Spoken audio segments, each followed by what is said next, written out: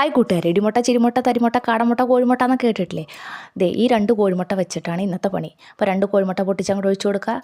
ഏലക്കായ, ജീരകം, പഞ്ചസാര പൊടിച്ചതാണത്. പഞ്ചസാര പൊടിക്കണമെന്ന് നിർബന്ധമില്ല. എന്നിട്ട് അതിനകത്തേക്ക് ദേ നല്ലപോലെ നമ്മുടെ റവ ഇട്ട് കൊടുക്കുക. ടൈറ്റായിട്ട് വേണ്ടത്, നമുക്ക് ലൂസ് വേണ്ട, ടൈറ്റിലാണ് എടുക്കേണ്ടത്. അത് കഴിഞ്ഞിട്ട് തിളച്ച എണ്ണയിലേക്ക് അത് ഓരോന്നായിട്ട് അങ്ങോട്ട് ഇട്ട് അങ്ങോട്ട് കൊടുക്കുക. അപ്പോൾ കാണാൻ നല്ല ഭംഗിയിൽ ഇങ്ങനെ കിടക്കും. സിമ്മിലിടണം തീ. ഇത് നെല്ലിക്ക കറുപ്പിക്കാൻ വെച്ചേക്കണതാണ്. നെല്ലിക്കും വാഴപ്പിണ്ടി എല്ലാം കൂടിയിട്ട് കറുപ്പിക്കാൻ വെച്ചേക്കണതാണ്. അപ്പോൾ ഇത് നമ്മൾ മൂടിക്കെട്ടി അടപ്പത്ത് വെച്ച് ഈ പരിവാക്കണതാണിത്. അപ്പോൾ അതേ കണ്ട നല്ല കറുത്ത് കരിക്കട്ട കളറിലിരിക്കണ കണ്ട. ഇത് തിന്നാനും നല്ല ടേസ്റ്റാണ്. ഇതിനകത്ത് കുറേ സാധനങ്ങളൊക്കെ ഇട്ടിട്ടാണ് ഇതിനെ നമ്മളിങ്ങനെ അടച്ച് കെട്ടി സൂക്ഷിച്ച് വെക്കണത്. അപ്പോൾ നമുക്ക് ഉച്ചയ്ക്ക് ഉണ്ണാൻ വേണ്ടിയിട്ടുള്ള സാധനം മാത്രം വേറെ പാത്രത്തിലേക്ക് മാറ്റി വെക്കുകയാണ്, അല്ലെങ്കിൽ ഇത് ചീത്തയായി പോവും.